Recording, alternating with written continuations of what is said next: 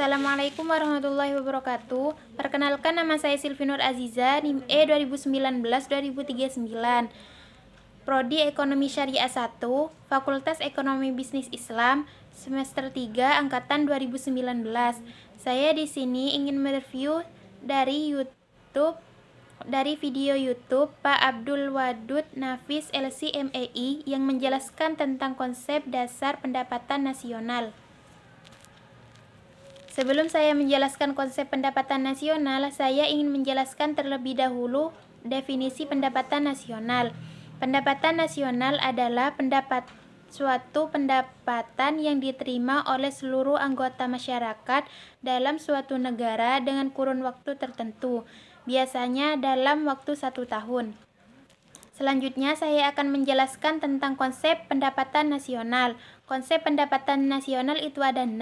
Yang pertama, produk domestik bruto (GDP). Yang kedua, produk nasional bruto (GNP). Yang ketiga, produk nasional neto (NNP). Yang keempat, pendapatan nasional neto (NNI). Yang kelima, pendapatan perseorangan (PI). Yang keenam, pendapatan yang siap dibelanjakan.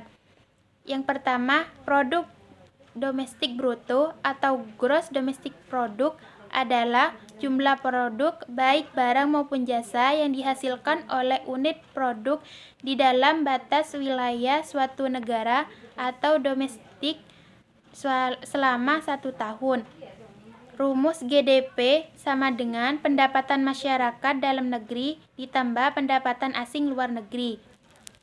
Yang kedua, produk nasional bruto atau gross nasional product adalah nilai produk baik barang maupun jasa yang dihasilkan oleh produk suatu negara selama 1 tahun, termasuk yang dihasilkan oleh suatu negara di luar negeri.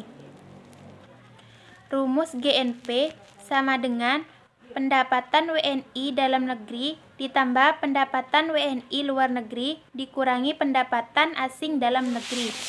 Yang ketiga, produk nasional neto (NNP) adalah produk nasional kotor (GNP) dikurangi penyusutan barang modal. Rumus NNP sama dengan GNP dikurangi depresiasi atau penyusutan barang modal. Yang keempat, pendapatan nasional neto atau net national income adalah pendapatan yang dihitung menurut jumlah balas jasa yang diterima oleh masyarakat sebagai pemilik faktor produksi. Rumus NNI sama dengan NNP dikurangi pajak tidak langsung.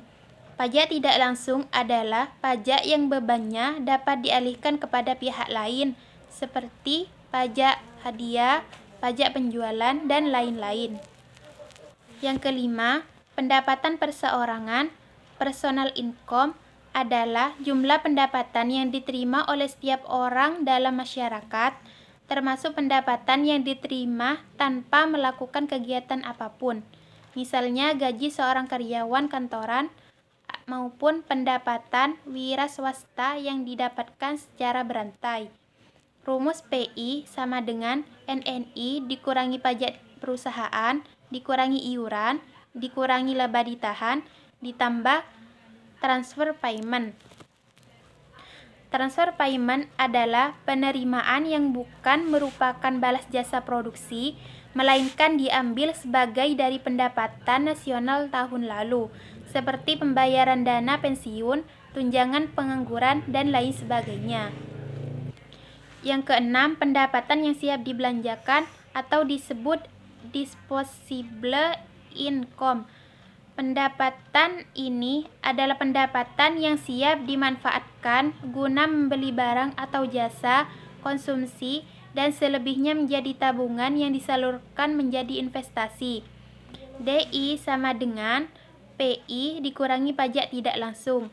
Pajak tidak langsung adalah pajak yang bebannya tidak dapat dialihkan kepada pihak lain, seperti pajak pendapatan.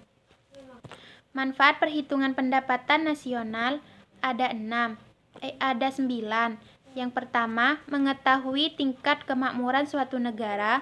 Yang kedua, mengevaluasi kinerja perekonomian dalam skala tertentu. Yang ketiga, mengukur perubahan perekonomian suatu negara skala berkala.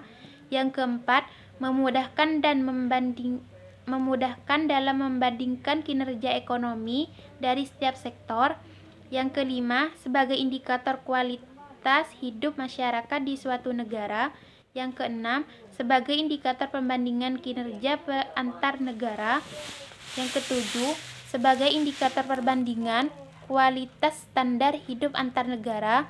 Yang kedelapan, sebagai indikator dan pembandingan tingkat pertumbuhan ekonomi dari waktu ke waktu. Yang kesembilan, sebagai indikator perbandingan ekonomi kekayaan dari suatu negara. Macam-macam metode perhitungan pendapatan nasional itu ada 3. Yang pertama, metode pendekatan nilai produksi. Metode pendekatan nilai produksi adalah menjumlah barang atau jasa yang diproduksi oleh seluruh usaha, baik itu usaha BUMN maupun usaha UMKM pada suatu negara dalam waktu setahun. Yang kedua, metode pendekatan pendapatan. Metode pendekatan nasional adalah dengan menghitung jumlah pendapatan dengan berbagai faktor produksi yang memberi sumbangan terhadap proses produksi. Rumusnya Y sama dengan W plus R plus I plus P. Y sama dengan pendapatan nasional, W sama dengan upah atau gaji, R sama dengan WA sewa, I sama dengan interest atau bunga, P sama dengan profit atau keuntungan. Metode pendekatan pengeluaran adalah menjumlahkan semua pengeluaran dari rumah tangga, perusahaan, pemerintah, dan masyarakat pada periode tertentu. Rumusnya Y sama dengan C plus I plus G plus X dikurangi M. Keterangan, Y sama dengan pendapatan nasional, C sama dengan konsumsi, I sama dengan investasi, yang G sama dengan pengeluaran pemerintah, yang X ekspor, M impor. Yang terakhir adalah sumber-sumber pendapatan nasional dalam ekonomi Islam. Yang pertama, ghanimah, yang kedua shodaqoh, yang ketiga infak, yang keempat zakat, yang kelima urs, yang keenam jizyah, yang ketujuh kharaj, yang kedelapan pajak tambang dan harta karun, yang kesembilan wakaf. Sekian dari saya. Wassalamualaikum warahmatullahi wabarakatuh.